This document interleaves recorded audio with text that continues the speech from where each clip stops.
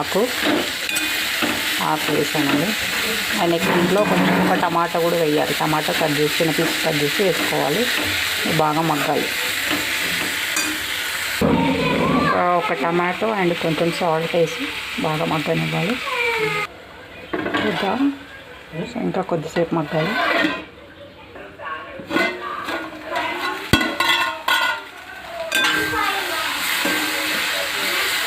Next కారం,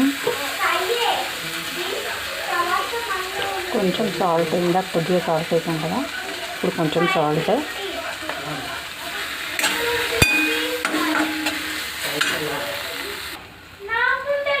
so ready అయిపోయినట్టు అండి మెంతాకు కర్రీ.